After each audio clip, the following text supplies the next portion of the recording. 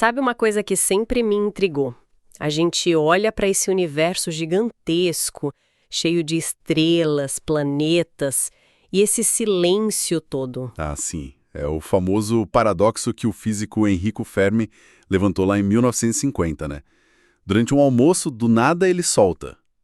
Mas então, onde está todo mundo? Exato! Parece uma pergunta simples, mas quando você pensa, Aí complica. por que de um... Na dica de nada, nenhuma evidência que seja assim incontestável, sabe? E essa contradição gritante é o paradoxo de Fermi. A alta probabilidade versus o silêncio absoluto. O grande silêncio. É disso que a gente vai falar hoje. Tentar entender essa discrepância. Vamos mergulhar nisso. Tem até uma ferramenta famosa para tentar botar ordem nessa confusão, que é a equação de Drake. Ah, sim, o Frank Drake que criou, né? Em 61. É aquela que tenta calcular quantas civilizações poderiam estar se comunicando na nossa galáxia agora. Isso. Mas olha, ela é mais uma forma de organizar o raciocínio do que uma calculadora precisa. Ela multiplica um monte de fatores. Tipo, quantas estrelas boas para a vida se formam por ano, qual a fração delas que tem planetas. Quantos desses planetas são habitáveis e em quantos deles a vida realmente surge? E aí a coisa fica mais especulativa ainda. Agora vem as partes difíceis. Em quantos a vida vira inteligente? E em quantos essa inteligência desenvolve tecnologia que a gente possa detectar? Tipo rádio, laser. E o fator final, que talvez seja o mais cruel de todos. Por quanto tempo essa civilização tecnológica fica por aí, ativa, detectável, antes de, sumir? Exato. Os primeiros fatores, os astronômicos, a gente está melhorando muito. Descobrimos milhares de exoplanetas, né? Já temos uma ideia melhor. Pois é, mas esses últimos, os biológicos, sociológicos... É puro chute, praticamente. Porque a gente só tem um exemplo. Nós mesmos, a Terra. É o tal do viés antrópico. Como a gente pode generalizar a partir de um único caso? E dependendo se você é otimista ou pessimista nesses chutes, o resultado da equação varia loucamente, né? Totalmente. O Carl Sagan, super otimista, imaginava milhões de civilizações só na Via Láctea. Outros, mais pé no chão, tipo Tipler e Barrow, calculavam que podia dar menos de uma por galáxia. Ou seja, talvez estejamos sozinhos aqui. Caramba, que diferença! Pois é, o próprio Drake admitia que a equação era mais para organizar a ignorância. Ela mostra onde estão os gargalos, o que a gente precisa descobrir para ter uma resposta melhor. Entendi. É um mapa do desconhecido, então. Mas enquanto a gente não sabe esses fatores todos, a gente tenta procurar, né? Como é que anda essa busca na prática? A busca empírica, né? Bom, o principal esforço é o SET, a busca por inteligência extraterrestre. E o foco histórico deles sempre foi rádio. Tentar ouvir sinais de rádio artificiais vindo de outras estrelas. Exatamente. A ideia é que rádio seria uma tecnologia meio básica que muitas civilizações poderiam desenvolver e que inevitavelmente vazaria para o espaço, como os nossos sinais de TV e rádio vazam. Teve aquele caso famoso, né? O sinal UAU. Ah, o UAU, de 77, foi um sinal bem forte, numa frequência que chamou a atenção, durou 72 segundos, parecia vir da direção de Sagitário. Tinha cara de artificial. E aí, nunca mais foi detectado. Procuraram, e nada. Virou uma lenda, um grande ponto de interrogação. Fora isso, já teve alarme falso com pulsares, que no começo chamaram de LGM. LGM. Little Green Men, homenzinhos verdes, mas logo viram que era um fenômeno natural. Mesma coisa com algumas galáxias muito energéticas. Sempre acaba tendo explicação natural, até agora. Mas a busca não é só ouvir, certo? Agora com tantos exoplanetas... Sim. A gente está entrando na era de tentar ver mais diretamente. A esperança é conseguir analisar a atmosfera desses exoplanetas, usar espectroscopia para procurar por bioassinaturas. Tipo oxigênio junto com metano, que aqui na Terra é um sinal forte de vida. Exato. Ou até tecnoassinaturas. Quem sabe detectar poluição industrial na atmosfera de outro planeta. Seria incrível. Uau! E tem umas ideias mais ousadas também, né? De procurar estruturas gigantescas. Megaestruturas. Isso. A mais famosa é a esfera de Dyson, Imagina uma civilização tão avançada que constrói uma casca em volta da sua estrela para pegar toda a energia dela. Isso mudaria totalmente como a gente vê a estrela, né? Com certeza. Ela ficaria muito mais fraca na luz visível, mas emitiria um calor danado em infravermelho. Já procuraram por isso, mas sem sucesso até agora. Ou talvez procurar por sondas interestelares. Tipo as sondas de von Neumann que se autorreplicam. Isso. Ou sondas de comunicação, os Bracewell, mas, de novo, nada encontrado no nosso sistema solar, por exemplo. Então, apesar de todo o esforço, de toda a criatividade na busca, o resultado ainda é... Silêncio. O grande silêncio continua. E aí a gente tem que se perguntar, por quê? Quais são as dificuldades? Por que é tão difícil achar alguma coisa? Ah, são muitas. Primeiro, as distâncias são desumanas. Anos-luz para todo lado. Mesmo que exista um sinal, ele demora muito para chegar e fica muito fraco. E a gente está procurando há pouco tempo também, né? Pouquíssimo tempo. Algumas décadas só. Em termos cósmicos, é um piscar de olhos. E os nossos próprios sinais só seriam detectáveis por um supertelescópio a uma distância minúscula, menos de meio ano-luz. Ridículo. E se a gente estiver procurando errado? Na frequência errada? Ou talvez a comunicação dele seja tão avançada que para nós parece só ruído? É uma possibilidade real. Podem usar lasers, neutrinos ou algo que a gente nem imagina. Podem comprimir tantos dados que o sinal fica indistinguível do barulho cósmico de fundo. Ou a tecnologia ser tão avançada que a gente nem reconheceria. Aquela ideia do Arthur C. Clarke, né? Indistinguível de magia. Exato. A terceira lei de Clarke. Uma megaestrutura poderia parecer um fenômeno natural estranho. Uma sonda poderia ser confundida com um asteroide. É complicado. Ok, então a busca é difícil, cheia de talvez. Isso nos leva direto para as tentativas de explicar o silêncio em si. Quais são as hipóteses principais? O tal do grande filtro. O grande filtro é uma ideia poderosa. Sugere que existe alguma barreira, algum obstáculo extremamente difícil que a vida precisa superar para chegar a ser uma civilização detectável e interestelar. E a pergunta-chave é: esse filtro já passou por nós ou ainda está por vir? Essa é a pergunta de $1 milhão. Ou talvez de trilhões de vidas. Se o filtro está no nosso passado, ufa, nós passamos. Somos raros, talvez os primeiros. Se está no futuro... Aí é um alerta bem sombrio para nós. Vamos começar pela primeira opção. O filtro ficou para trás. A vida inteligente é rara. A hipótese da Terra rara. Isso. A ideia de que as condições que levaram a vida complexa e inteligente aqui na Terra não são comuns, mas sim uma sequência de eventos extremamente improváveis. Uma série de sortes cósmicas. Basicamente.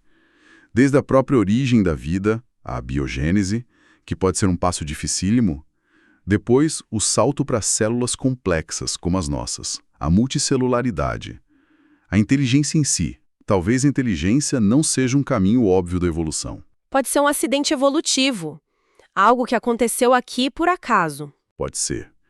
E depois ainda tem o desenvolvimento de ferramentas, de tecnologia.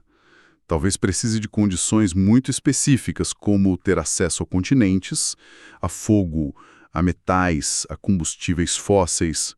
Num planeta oceânico, talvez fosse impossível. Essa hipótese explicaria o silêncio, né? Mas ela meio que vai contra o princípio da mediocridade. Exatamente. Ela diz que somos especiais. A crítica é que, de novo, a gente só tem o nosso exemplo. Pode ser só falta de imaginação nossa sobre as outras formas que a vida e a inteligência podem tomar. Mas, se for verdade, coloca uma responsabilidade enorme na gente. Com certeza. Mas e a outra possibilidade? A mais assustadora. O filtro estar na nossa frente. Que as civilizações tendem a não durar. É a explicação mais sombria para o paradoxo. A ideia de que civilizações tecnológicas, quando chegam num certo nível, acabam se autodestruindo. E não faltam candidatos para esse filtro futuro, né? Guerra nuclear, biológica. Contaminação por alguma tecnologia que deu errado, tipo nanotecnologia fora de controle, ou uma inteligência artificial que se volta contra os criadores, ou, mais prosaicamente, colapso ecológico. Esgotar o próprio planeta. E tem uma hipótese que ganhou força recentemente, que é a das pandemias.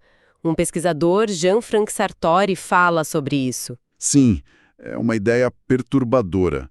Uma civilização globalizada, superconectada como a nossa, vira um prato cheio para um patógeno se espalhar. A gente viu um pouco disso, né? Pois é.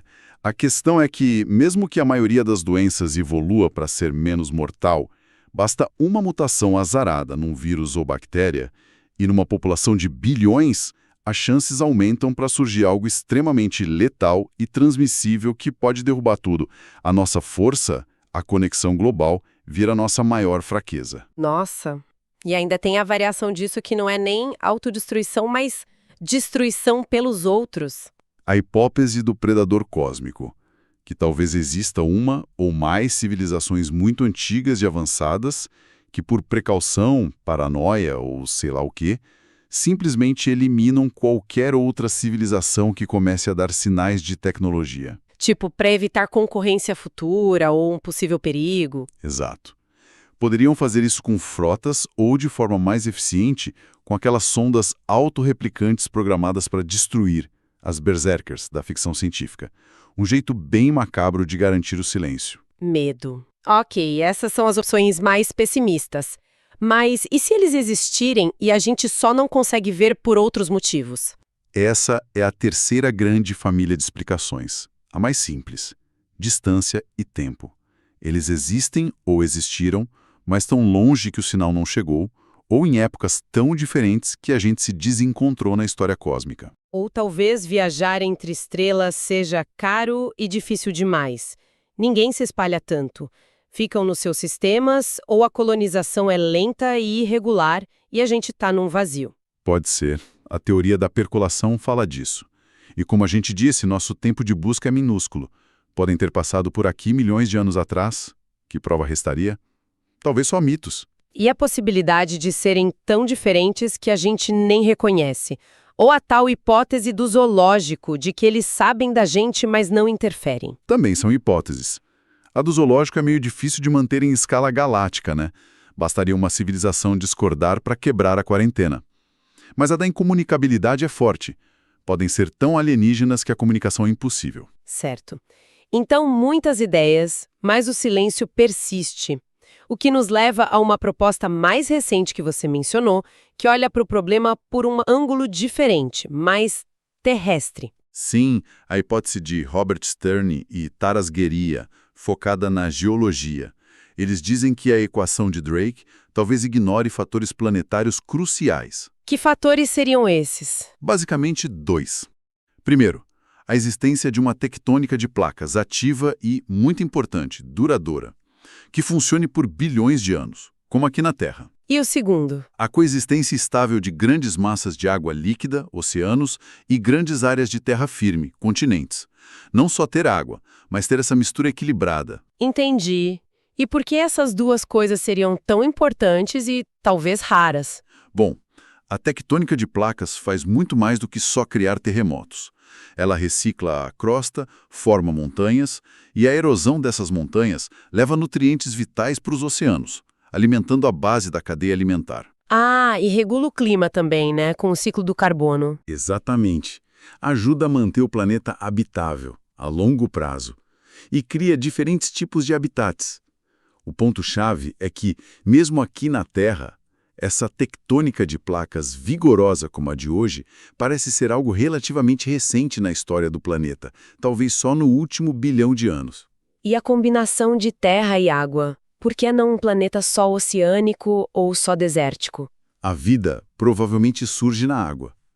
Mas para desenvolver tecnologia complexa, pense no fogo, metalurgia, eletricidade, construir coisas. Parece que terra firme é quase essencial para isso.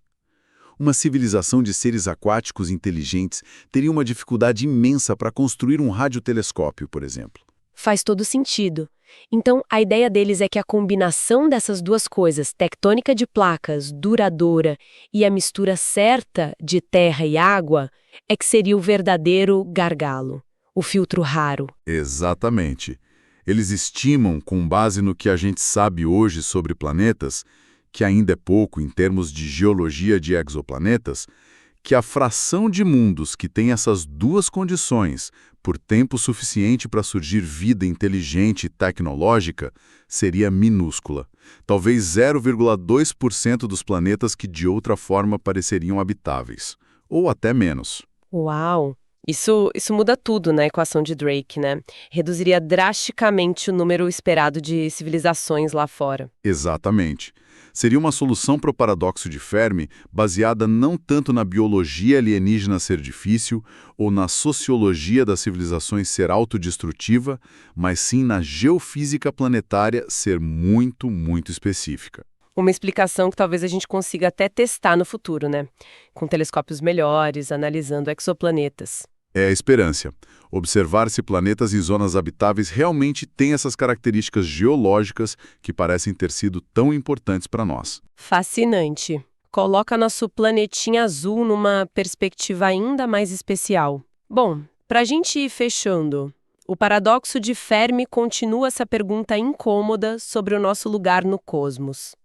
Por que tanto espaço e tanto silêncio? A equação de Drake nos ajuda a ver onde estão nossas maiores dúvidas. E as explicações vão desde sermos uma raridade cósmica, seja por filtros biológicos, ou, como vimos agora, geológicos lá atrás. Passando pela ideia sombria de que civilizações como a nossa não duram muito por autodestruição, pandemias ou até por predadores cósmicos, o filtro no futuro. Até a possibilidade de que eles simplesmente estão lá, mas escondidos pela vastidão do espaço e do tempo, ou são tão diferentes que a gente não os reconhece. O grande silêncio permanece um dos maiores mistérios da ciência. E acho que isso deixa a gente com uma última reflexão, né? Sim, se essa ideia da geologia de Stern e Jerry estiver certa, se a estabilidade da nossa tectônica de placas e essa dança delicada entre oceanos e continentes foram tão cruciais, o que isso implica para o nosso próprio futuro aqui na Terra? Será que essas condições que permitiram nossa ascensão são permanentes? Ou somos apenas uma janela de sorte na longa e tumultuada história geológica de um planeta que está sempre mudando? Fica a pergunta no ar, enquanto a gente continua aqui ouvindo e esperando alguma resposta das estrelas.